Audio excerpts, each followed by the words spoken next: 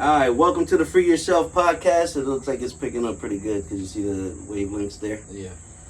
Alright, welcome to the Free Yourself podcast. Ty, my mans. I don't know, so I mean, we met a few months ago through my cousin Val, right? True, very true. And from that moment, I picked up a strong vibe from a very positive person. I try to be. Yeah. I try to be. Yeah. And I think that you've heard that through Val, that I was doing a podcast and she was like, yo, you need to hook up with Ty. And like I said, from the moment that I met you, I've had that strong sense of like, okay, yeah, we need to chop it up. Yes. I've been very thirsty to chop it up with you. You understand? Because she was telling me that this podcast was something I probably could enjoy. So I was looking forward to it, and she was just like, yo, you always have a lot to say, you have a lot to give. And I let him know that. So, you know, she thought it was a good idea. The energy that I got from you was positive.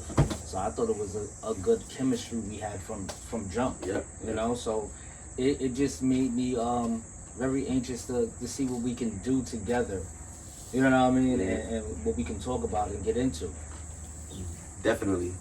So you asked me before, and I kind of wanted to save it for while we were recording, because so the podcast is called Free Your Shelf with a shell, because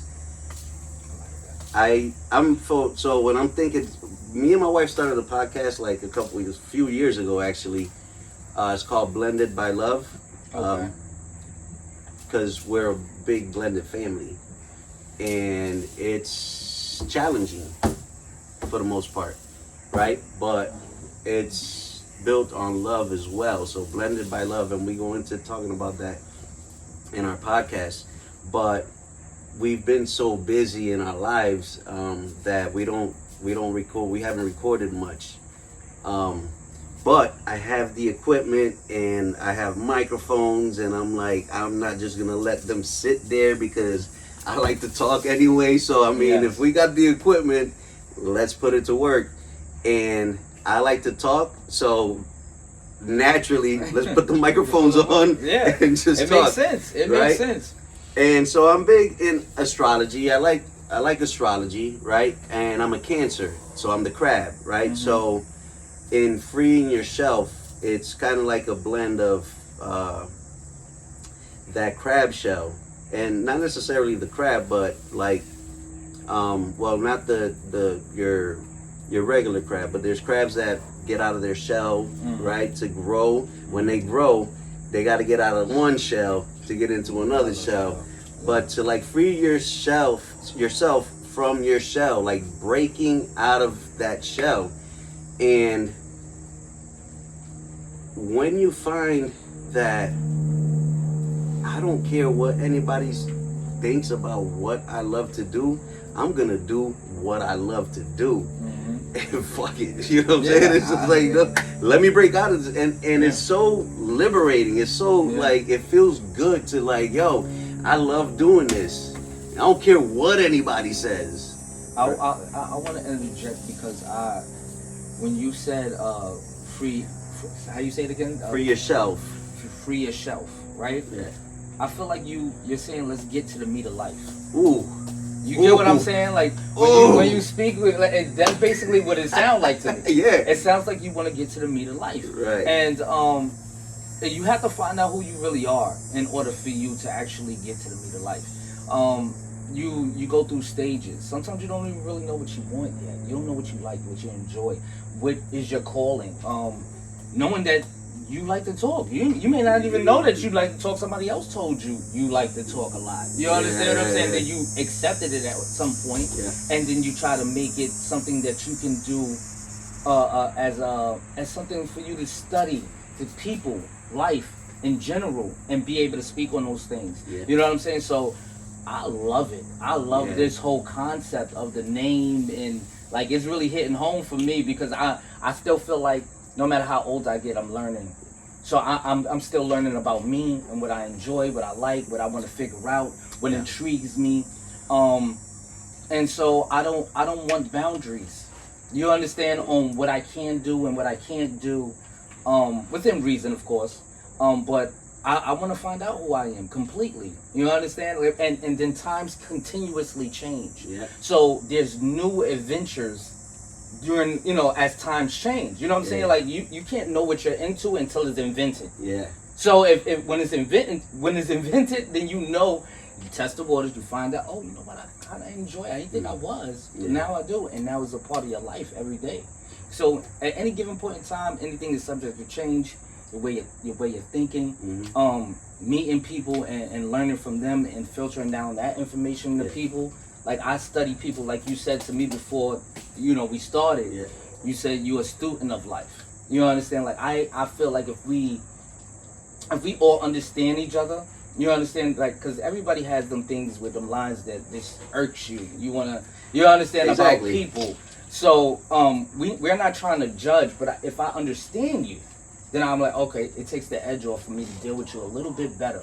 You understand what I'm saying? Like, oh, I didn't know he was going through that. I didn't know that this was part of your life. I didn't know that you were sick with this situation. I understand why you're so angry. I understand why. You understand what? Like, I didn't know that you went through that with this man. You understand what I'm saying? So, like, the better I understand you, the better I know how to deal with you. The better I know how to maneuver, and the better I know how to love you. Exactly. You understand? So.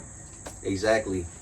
And so, have you always been like that, or is there a moment in time or a period of time that kind of like you transformed into the person that you are now? And I mean, we're all transforming it all the time, but like, could you say, like, nah, growing up I was a fucking asshole, yo. You know what I'm saying? And just like I learned at some point because something happened to me, and now this is how I see things. Or is it just, you were just like that your whole life? I would have to say bits and pieces of my life has always been the same. Like, I may have not noticed that I was like this, but I'm one of them people, like, I love to see people win. Yeah. Like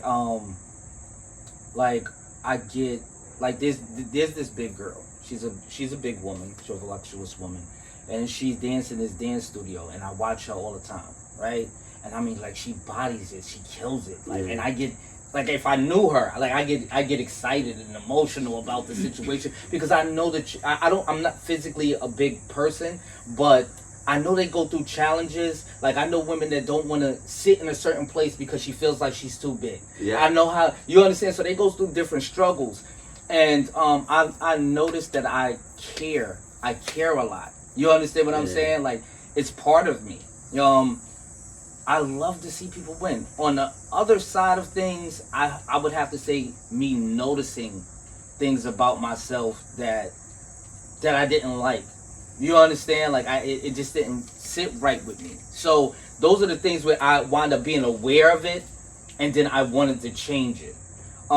It's something like my mom used to tell me all the time, never envy what the next man got, because you don't know what he's doing to get it, or what he's doing to keep it. He could be out here slobbing, and he could be out here doing something just to get by. Right, do you really want to be like this gentleman or this person? You understand? But it didn't hit me or resonate with me because I'm young. You understand? So I had to go through stages. I had to go, like you're asking me, when did it change? It changed when I actually felt experiences. Yeah. When you start feeling experiences and you actually see it, because people could tell you whatever they tell you. I don't care if it's your mom, your dad, whatever. You know what I'm saying? They have their own point of view about life. So you understand? Sometimes you got to see it for yourself. Yeah. And then it hit me. Okay, you know what? I don't want to do that. Yeah. You know what I'm saying? I don't want to be in this type of situation. I don't enjoy it. It doesn't make me feel like I'm accomplishing anything or doing anything productive. You understand? So I had to go through certain stages before it hit me. Some people may take 5 minutes to learn something. It may take me 2 hours to learn something. Yeah. So, you know what I'm saying? My pace ain't your pace. Exactly. You understand? Exactly. But with a lot of situations, it only took me once or twice to get it because I know I didn't really like it. Yeah. You understand? So, but different stages. Yeah, yep. And I feel like that's what life's about. Yeah, I want to touch on something you said earlier, is that you wanna know yourself completely. Where and again, this is like all different perspectives, right? And we learn all the time, right? I have a thing where, like, I hate to be put in a box, right, or be labeled. You know what I'm saying? I'm laughing. And so people, no, I say it all the time. I say that I hate being put in a box. Yeah. But please continue. I'm sorry. And so, and it happens naturally. It happens, and people do it without. It's no malicious. It's not intentional. Yeah.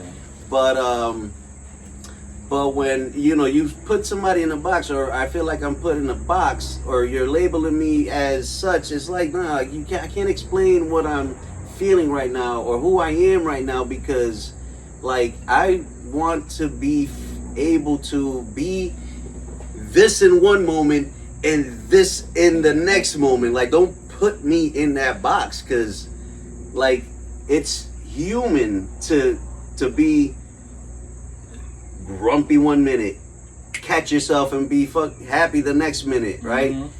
Mm-hmm.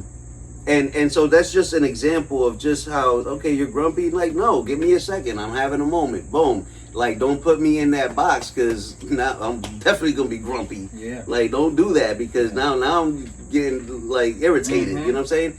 But to be able to say, okay, boom, I had the moment. Let's go.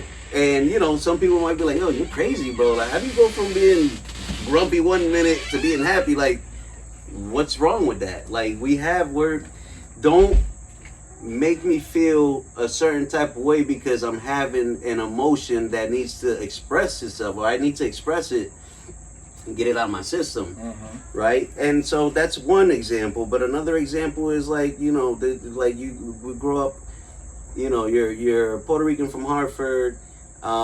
You must be this. Like, dude, like you, like it's amazing how much more I am than just that person or that what you're thinking, because once you get to know me, it's like, dude, like I didn't even know you were like, either you were that deep, or that you've been through so much, or like, it's amazing what I thought about you and who you really are. Mm-hmm. You know what I'm saying? And if you put me in a box, like, you won't get the chance to see that. Yeah. You know what I'm saying? And if you put me in a box, I won't get the chance to show you. Yeah. You know what I mean? And so those boxes, like, I hate a box or a label. Like, and some people, like, when I'm trying to explain something, instead of saying what the word is, I can explain to you what just happened.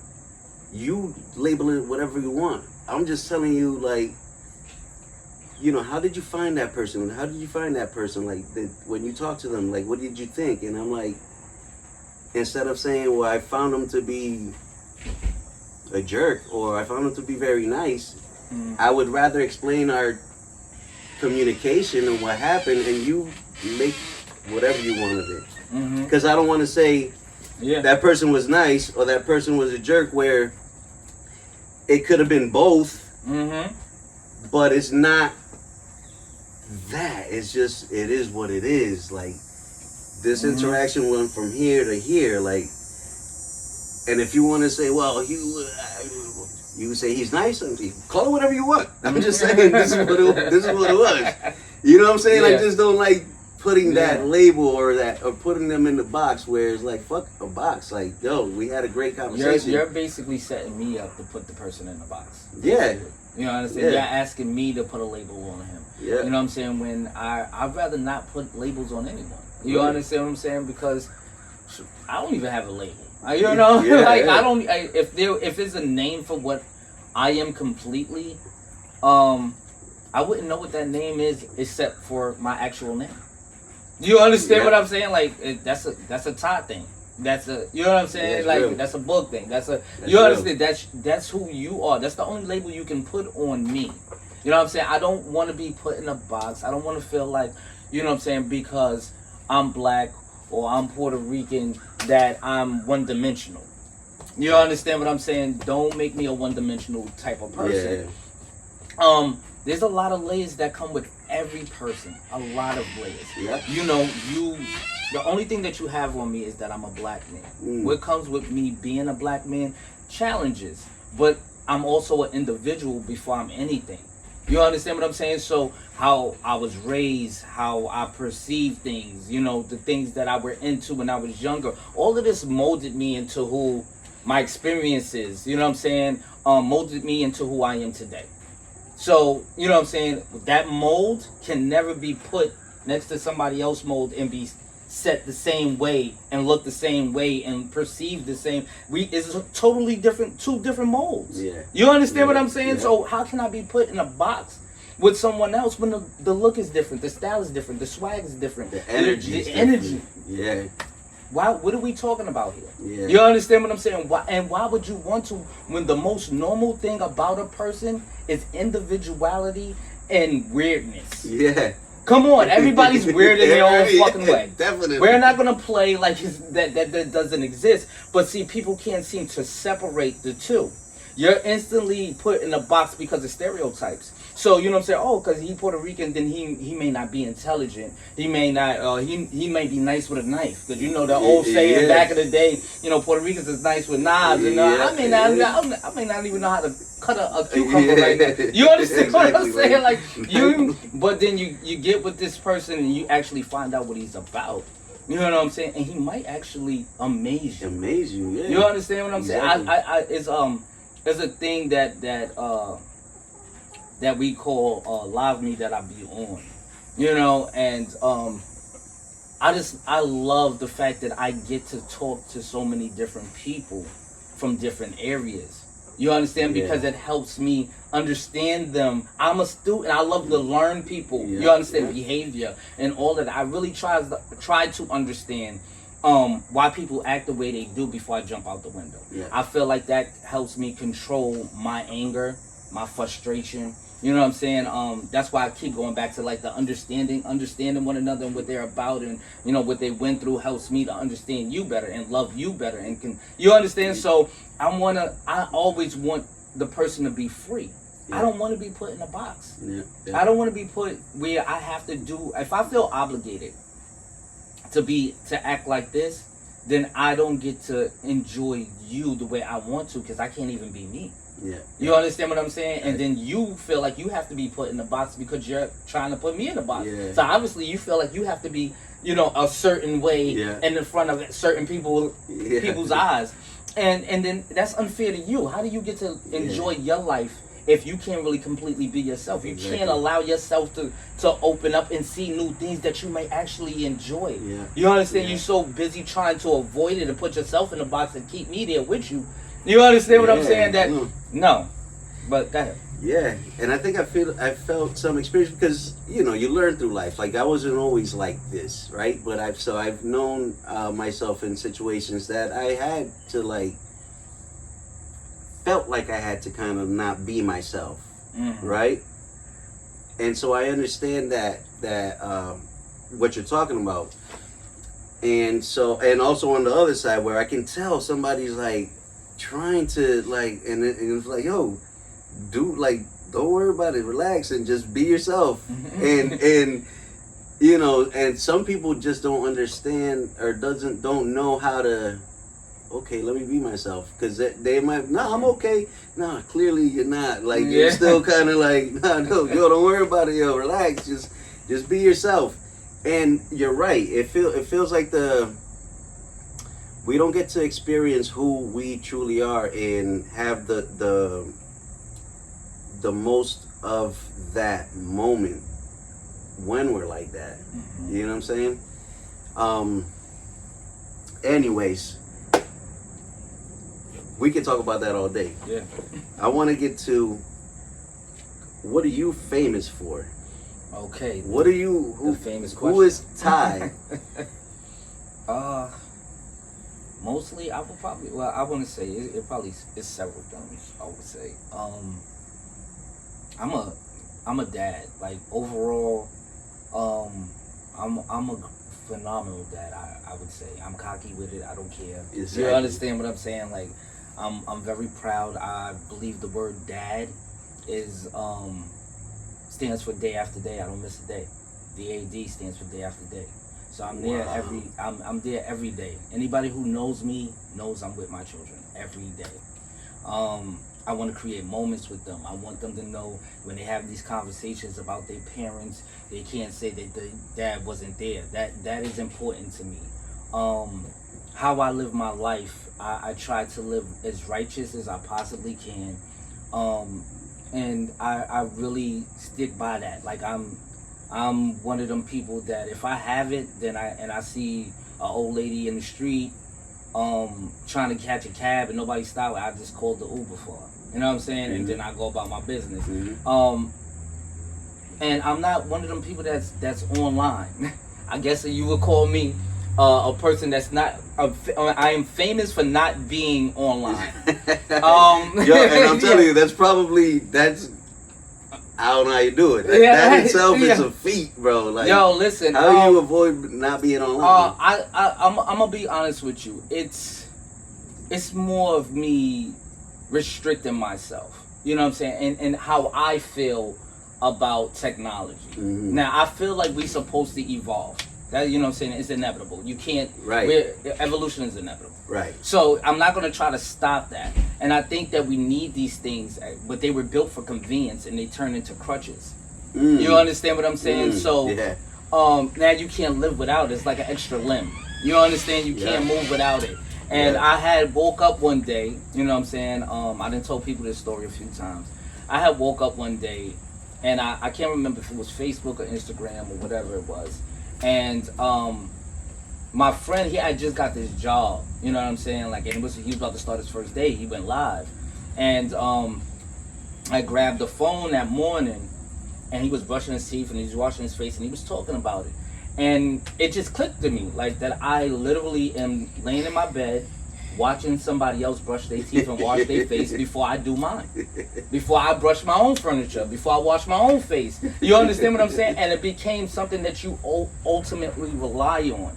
Secondly, sometimes I feel like, not to say that I don't trust myself, but when you're dealing with relationships and things like that, I have learned in my life that everybody's not always as secure as they claim to be.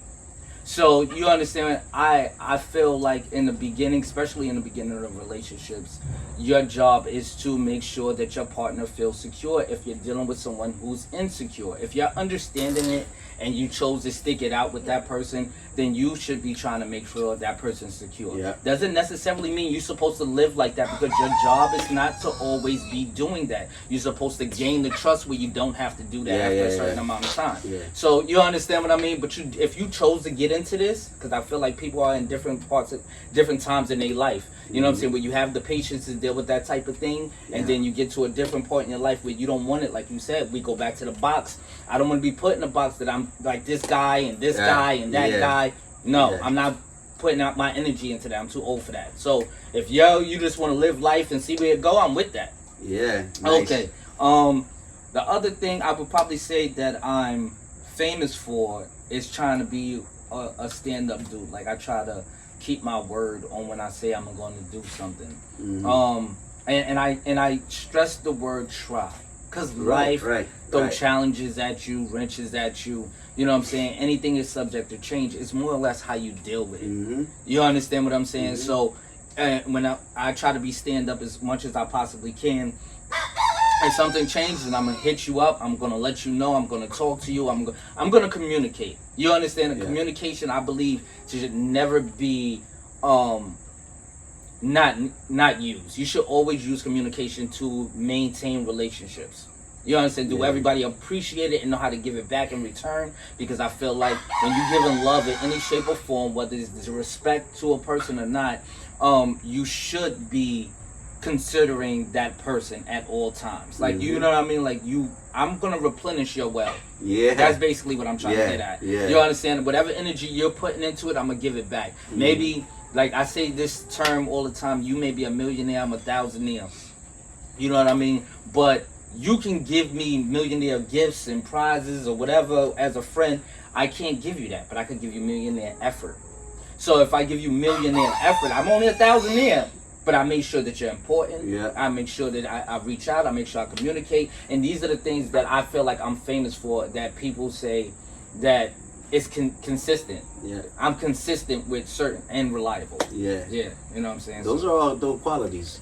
But I'm sure because you are that person, that those little things, a lot of times mean more than those millionaire gifts. I'm not saying that those millionaire gifts are not genuine or appreciated, right? Because, but if it you know, when something just comes from the heart, where it's like you just show that you cared or you paid attention to somebody, you know what I'm saying? It's like you just gave them the smallest thing, but that smallest thing was probably something that you noticed. That like, yo, boom, like, yo, like all this shit, like this is what I love, this little small thing. But that it goes so much further than you know, those millionaire gifts, right? I have a grandmother in Puerto Rico that I swear I'm her favorite grandson, right? I don't know that. In my mind, I'm her favorite grandson, but because of the genuine, when I call her on her birthday, you can tell how much she loved that I did that. You know what I'm saying? And you can tell it's like, yo, nobody else calls me like that. Or nobody else is that genuine with me. Right? Because you might get the, oh, grandma, like, yeah, you're my favorite, and this and that. And it's like, oh, that was just so fake. Right? But, like, I feel like our interactions, you could tell she really appreciates. You know what I'm saying? You pulled out her heartstrings just by doing that. And so I feel like, you know, and I'm not saying that I'm not saying that I am her favorite. I just feel like that. You know what I mean? Because not to knock anybody else. Yeah, it's just the energy that she gives you when you do that. It touches her so much that she gives you the reaction. Like, she gets excited because she knows that it's coming from a genuine place. You understand? Not to say that she doesn't love everybody equally. But that energy is just amazing when all I did was call. All I did was call.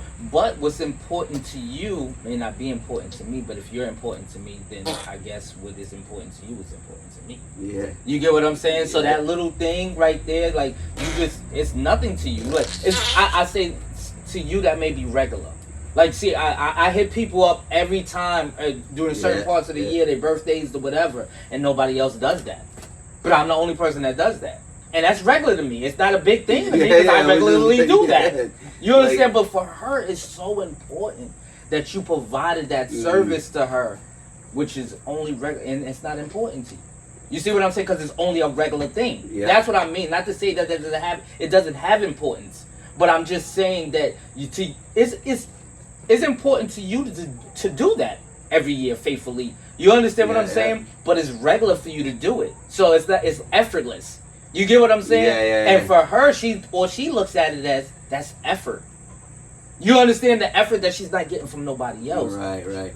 And that's what makes it so important to her. And that's why it tugs at her heartstrings the way it does. You understand what I'm saying? So what's not important to you is important to her, but you are important to her, so it's important to you that you keep that up. You get what I'm saying? Exactly. That's in any relationship, though. I feel like that with friendships, with brothers, sister relationships, with siblings or whatever, mother, whatever. Any relationships are relationships. You're supposed to put the same amount of effort in every relationship. You know what I'm saying? That's just how I feel. My relationship with my wife may be different from a relationship with my brother, but effort is effort. That's what I'm trying to stress. Make sure that you put the effort in which you want to receive. You get what I'm saying? Like, everybody wants it and feel entitled to stuff. That's another thing that bothers me. You know what I'm saying? Like, you appreciate all the effort I put into this relationship, but going back to being replenished, are you putting that back in? You understand? Because people get drained. They get drained. You're empty. You're just sapping me now. You're sapping me. So we want to be replenished. My well is constantly being refilled when I'm next to you. You know what I'm saying? Like. And then the more you refill yourself, the more you have to give back. You know what I'm saying? It's just natural like that. It's never empty. Your energy is never empty when you do that. And you said something earlier about,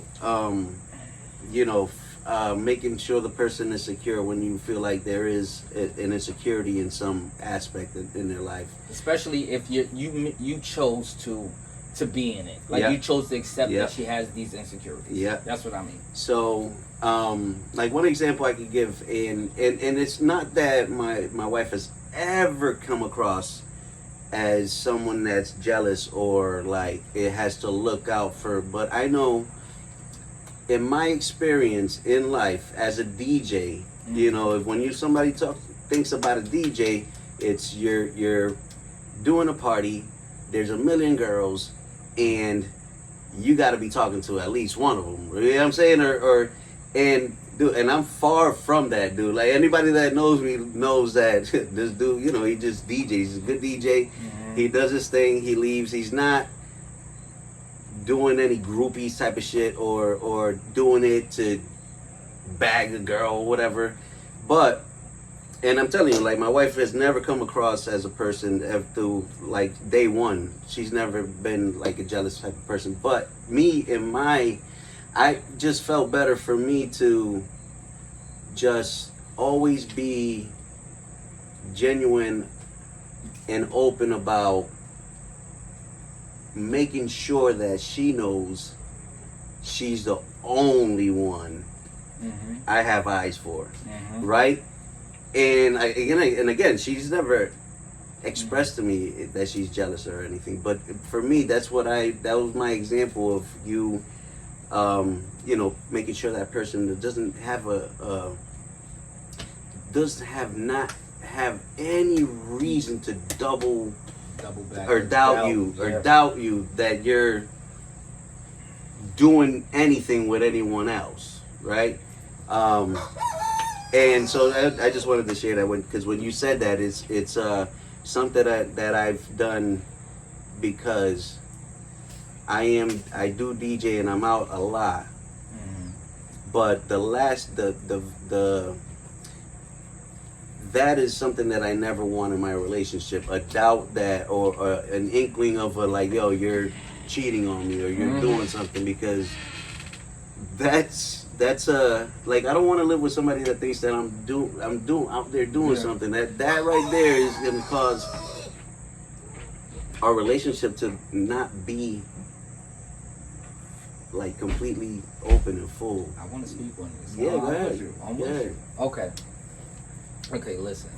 I feel what I've always wanted in a relationship.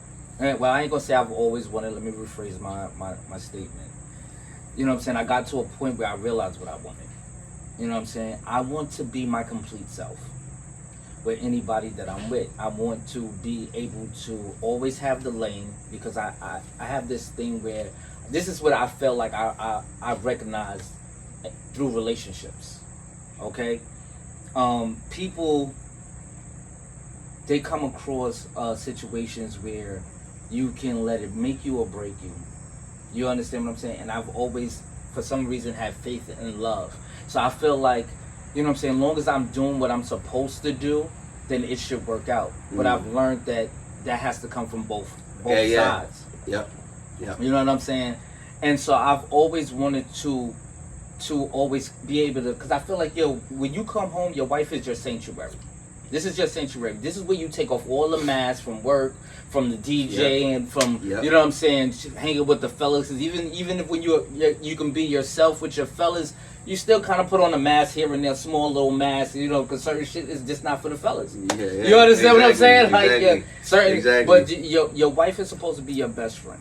You know what I'm saying? So when women tend to close up the lane, you know what I'm saying? Or your significant other, it doesn't really mean it, because it can be a guy as well. But I'm talking from a man's perspective, and I date women. So when a woman closes up the lane, they're very defensive. They got their guard up. They doubt everything you saying. That came from some place. It doesn't necessarily mean it came from you, but it came from some place. You understand what I'm saying? Which means I can't tell you what I really want to do. If I want to bring a third in right now, I don't have the lane, because I feel like you understand what I'm saying? And then we want communication, and we want honesty, and you understand? So I want to find something. This is when I realized I want somebody who's already going to be open, where she makes me feel like I want to tell her everything. To a certain extent, and I don't mean like everything of your life, but you want to share certain things that, you know what I'm saying? Like, you probably wouldn't tell nobody else. She's supposed to be that person. Right. So I want to be able to share these moments with that person and open up and talk about whatever, even if she doesn't necessarily want to do that. You understand? It's just the fact that I have the lane to say it. Yeah. You understand what I'm saying? Yeah. With that also being said, people don't realize what that provides. That also provides a lane for you to make sure she feels secure. Because if you're constantly letting her into your world, then she knows what's going on in your world. Yeah. You understand what I'm saying? She knows who you're talking to, she knows who you're not talking to, you know what I'm saying, or whatever. And then after a while, shit, even if, I'm just saying, she may not have been a jealous person, but she's not going to worry about you. I have a thing where people say, yo, Ty, you know what I'm saying? I ain't worried about you, man. When you bless me when you bless me, man. Like, I ain't worried about. And I said, yo, listen. The only reason that she's not worried about me because I keep doing the same thing. Right. I always come back. I always communicate. So that's why you're not worried about it. If I didn't do that, you'd be like, yo, what's up with this guy, man? Like, you understand what I'm? So I appreciate you giving me the props that you're not worried about me. But if I didn't do it, then you wouldn't be worried about me. Yes, exactly. So like, you know what I'm saying? Like, but I definitely believe that what you're doing, what you're saying that you want to make sure that she's secure, that comes from a effortless place. It's not like you're obligated. It's not like you feel the pressure to actually do it. It's just that you want her to know. Yeah. Like you're just, I want you to know what you mean to me. I want you to know, you know what I'm saying, how important, how much of a priority, you know what I'm saying, that you have here in this place. You know what I'm saying? We intertwine, we molded. I don't want to lose my limbs. You or her. Yeah. You understand what I'm saying? Like we're one now. Yeah. So definitely, I get it. Yeah, that's dope. All right, so let me get back to something. So you're known for Day After Day, which is that's phenomenal. Day After Day, Dad. How many kids do you have? I have 2 daughters. Okay. 2 daughters. How old? 7 and 10. They just my daughter turned 10 April 29th. My youngest daughter turned 7 August 19th. Wow, that's recent. That's yeah. And how has that been for you? So because being that dad means a lot to you, right? Yes. Speak to how is that challenging? What are some challenges, or is it just flows? It's just easy because that's, I don't know. What's your experience with that? Okay. Well, listen. I come from. Well, first of all, I had my kids when I was about to be 35. If y'all don't know, I just turned 45 this year. Mm-hmm. I had my first kid when I was going on 35, 4 months before I was 35, and prior to that, I was with a woman who suffered from multiple sclerosis. She was a juvenile diabetic, and she had died before that. Wow. And so, and I took care of her. I changed her, I cleaned her, menstrual cycles, all of that shit. Like, I did it all. You know what I'm saying? All the way to the end. I was with her for almost 12 years. But when I want y'all to think about the fact that that's a long time to be with someone. On top of that, that also provided me, because the way I took care of her made it so much easy for me to accept fatherhood. Like, you know what I'm saying? Because, you know what I'm saying? Yes, I loved her or whatever, but at the same point in time, it made me realize that I can actually stick things out. Like, you understand? Because it was a challenge. So I guess I needed her to prepare me for what it was getting ready to happen. So 2 years later, I have my children, and I couldn't wait to be a dad. You see, you know, a lot of people younger than me, I mean my age, but they were young when they had their kids. They was in their 20s, they was in their 18, you know, they was turning 18 or whatever. They kids are getting ready to go to college by the time I have mine. You get what I'm saying? Yeah. And so you see these people having all these experiences, just being a mom and a dad. And I really, when Tiana came into the world, I embraced it. Like, I couldn't wait. I was scared to meet her though, because I had got locked up. I was locked up. I ran for 9 years, believe it or not. 9 years. Wow. 9 years without getting caught, sitting right here in New York City. Well, sitting in New York City. I'm not in New York today. You know what I'm saying? We in CT right now. Yeah. But I ran because she was sick. I had just got my nursing when I was up top. Mm-hmm. They were still giving out trades and degrees at that time. Yeah. I had got my nursing, and they wanted me to utilize the nursing immediately, so they sent me down early. I came down and I was like inpatient right here, in New York and Far Rockaway, and I was able to come out on the weekends and stuff like that, and so I chose to run. And this was in my 20s. So I just want you to think of the mindset of a man in his 20s and me today and how I am today. I feel like, people always said there's levels to things. There are levels. You know what I'm saying? It's just, can you continuously walk up these levels? Can you continuously move up? I feel like there's no limit to what level I can reach. Yeah. You understand? Yeah. That's the difference. And so I'm challenged with loyalty at this given point in time. And, with her situation, this is not just typical, you're going to stick by me with this business, or you're going to, stick by me with this beef, or you're going to stick by me. This is a different level of loyalty. Yeah. And my mindset, I just want y'all to think about my mindset at that time. So, being 20, yeah, I was dealing with my ego too. You understand? Like, and I'm like, every man wants a woman to stand beside him. I had to push mine in the wheelchair, so it was like, do I really want to stick this out? Yeah. You get what I'm saying? Yeah. Like, but then the mother died, the father died, the brother died. She had no immediate family, no aunts, no uncles was coming to visit her. I would be a fucked up individual if I leave. And that didn't sit right with me. So I'm not going to act like the reason I chose to stay was because I was in love with her. You understand? But my spirit wouldn't be right if I chose to leave her. Wow. You understand what I'm saying? So I'm not. I've always said that I don't try to own something that really wasn't me. You understand what I'm saying? Yeah. But it still makes me a good type of person because I thought about how fucked up it would be. Yeah. You understand? So when it came down to my kids, shit, I don't give a fuck what the challenges are.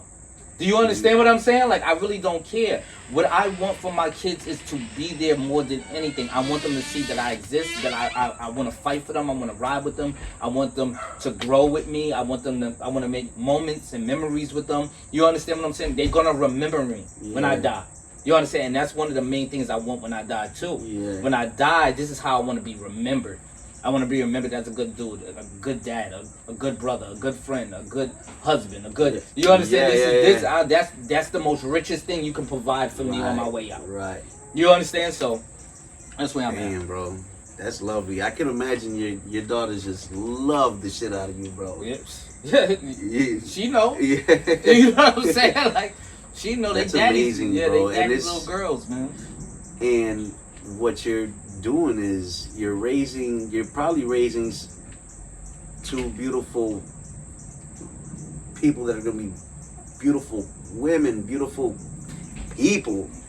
You know what I'm saying? And it just, that's the ultimate pay it forward type of, like, you know what I'm saying? You're providing society, you're providing this world with two beautiful, probably strong women. Yeah. And that's amazing, bro. That's what I want. That's what I want. Because they're probably gonna be that person to, who knows? Yeah. One person, 10 people. Yeah. Might become president, bro. You know what I'm saying? Never know. And it's just beautiful, bro. And for, that's one of those things that for you is effortless. For you is regular. Yeah. You know what I'm saying? But it just means so much, bro. Yo, you ain't never lied. That's what I mean. Exactly. You hit that on the nose. Yeah. That's regular. Like, cause I don't need to try. I don't. It's like, when I'm out, even when I'm out, you know what I'm saying? Listen, I'm supposed to be back at a certain time. I'm back at a certain time. Mm-hmm. You understand what I'm saying? Like, I'm not trying to make it complicated. If I say I'm gonna do something with the kids, I'm keeping my word. You know, understand what I'm saying? If I can't because things happen, right? You understand what I'm saying? It's like heartbreaking for me. Mm-hmm. You understand? I can't deal with it. But that's that love that with your kids. Like I say, you may second guess jump in front of the girl you claim to love, in front of a bullet for the girl you claim to love. When it's your kids, it is not even. My body just reacts. I don't even. Yeah. I'm not even thinking. You get what I'm saying? Definitely. Like, Definitely. Okay, so